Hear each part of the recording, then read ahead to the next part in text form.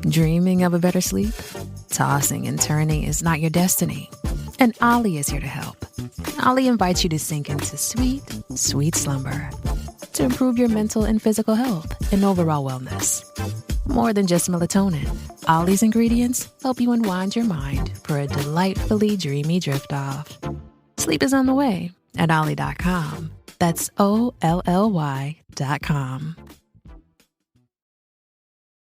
This episode is brought to you by JLL. Get an insider view into the world of commercial real estate with JLL's podcast, Trends and Insights, the Future of Commercial Real Estate. Whether you're curious about making cities more sustainable, the evolution of office space, or AI opportunities, this podcast will help keep you a step ahead. Tune in for candid conversations with business leaders about the biggest trends impacting how we live, work, and play. Subscribe to Trends and Insights now at jll.com/podcast.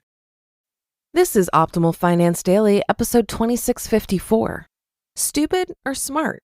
Getting a Loan to Pay Off Your Debt by Philip Taylor of ptmoney.com. And I'm your host and personal finance enthusiast, Diana Merriam. Thanks so much for joining once again here on Optimal Finance Daily. I'm here narrating for you every single day from some of the best articles on the web when it comes to money and finance. So without further ado, let's get right to today's post and continue optimizing your life. Stupid or Smart? Getting a Loan to Pay Off Your Debt by Philip Taylor of ptmoney.com. Should you get a loan to pay off debt? In most cases, no. Just because you can get a loan to pay off your debt doesn't mean you should. After all, are you really paying it off by using another loan? What you're doing is delaying the inevitable and/or making the debt a bit less painful to bear, either because you lower the interest rate, payment, or lengthen the time you have to pay it off. But I know there are circumstances where life happens and backs you into a corner, debt-wise. Whether it's a job loss or unexpected medical costs, life can send you in a tailspin and leave you with excessive credit card debt. Most of us have been there. At this point, you can choose to do a couple of different things. First, you need to make sure you stop the bleeding. Find a way to get more income and/or drastically reduce your expenses to live within the means that you do have. If you don't do those things, then you'll be right back here in a few months or years looking for another loan to help you get rid of credit card debt. Next, you can try and tackle this debt yourself by negotiating interest rates with credit cards, developing a debt reduction plan, and basically taking this debt on head first. Like I said, you can use a loan to help you delay or extend the debt payoff process. Here are some loans you could use. Different loans to pay off debt. Number 1, home equity loan. If you own a home and have some equity, your home is worth more than you owe on it, you could tap into that home equity and get a loan for the amount of your debt. Doing so will likely take a high interest debt and reduce it to a lower interest rate. However, you're taking an unsecured debt and turning it into a secured debt. You are putting your home at risk because of some retail spending. Not a good move. Number 2, peer-to-peer loan. Take the banks out of the equation. Borrow some money from an online lending service. Peer-to-peer lending is growing in popularity because of the lack of credit elsewhere, and because it makes sense for some people. If you use this type of loan, you'll likely pay less interest over time, and you can extend your monthly payments to a more manageable level. Number 3, personal loan. Some banks or credit unions will give you a personal loan if they can see consistent deposits in your checking account and a steady paycheck. These loans aren't secured, so there's no asset at risk except your checking account.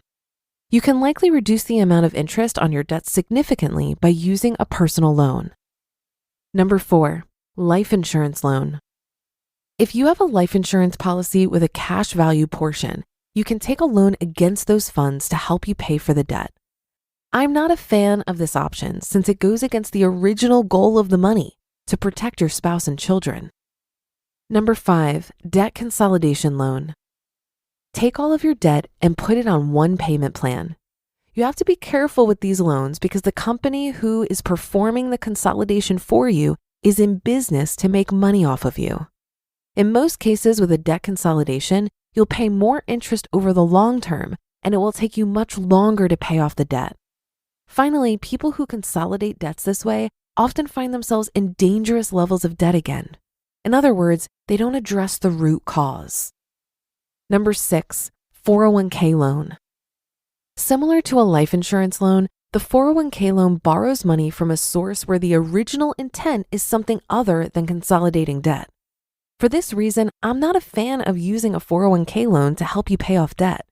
But these loans are pretty easy to make.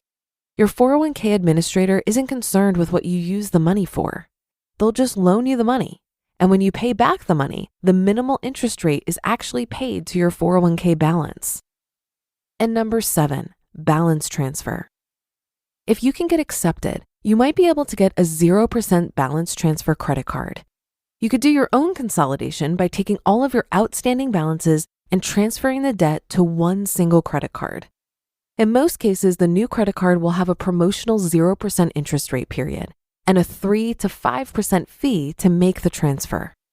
I've made this move with success in the past, but it's getting harder and harder to perform this move nowadays. You just listened to the post titled, Stupid or Smart? Getting a Loan to Pay Off Your Debt by Philip Taylor of PTmoney.com. And I'll be right back with my commentary. It's no secret that something always comes up when you're running a small business. It's time to take the pain out of payroll benefits and HR and put the joy back in running your business with Gusto. Gusto's payroll and HR services can make it a little easier. Gusto was designed for you, the small business owner. They take the pain out of running a business, automatically calculating paychecks, filing payroll taxes, setting up open enrollment. Gusto does it all. Want more? Time tracking, health insurance, 401k, onboarding, commuter benefits, offer letters, access to HR experts.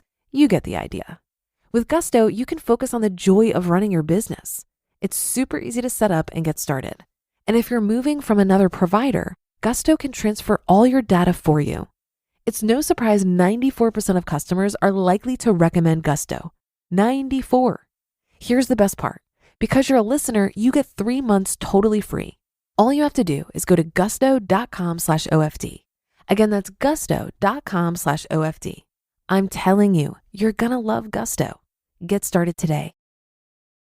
Shipping can make or break a sale, so optimize how you ship your orders with ShipStation.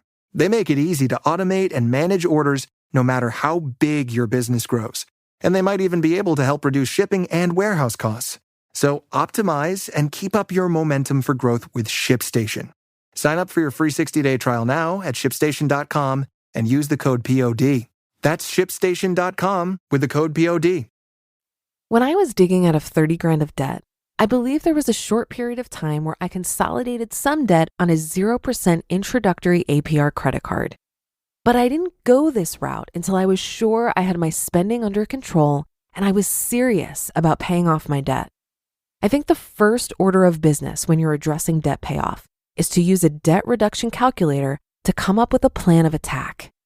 This will require that you become hyper aware of the gap that you have between your income and expenses, because you need to tell the calculator how much you can throw at your debt each month.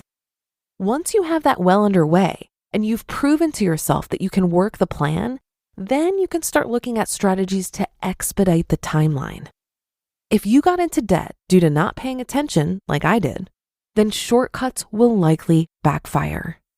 The reason is that you need to have a deep mindset shift and a shift in your spending and money management habits in order to avoid making the same mistakes in the future. Shortcuts might help you get out of debt quicker, but your habits will inevitably land you back in debt eventually. By digging out of debt the quote-unquote hard way, you'll be learning what you need to know to stay out of debt and start building wealth. But that'll do it for this episode. Have a happy rest of your day, and I'll be back with you again tomorrow, where your optimal life awaits.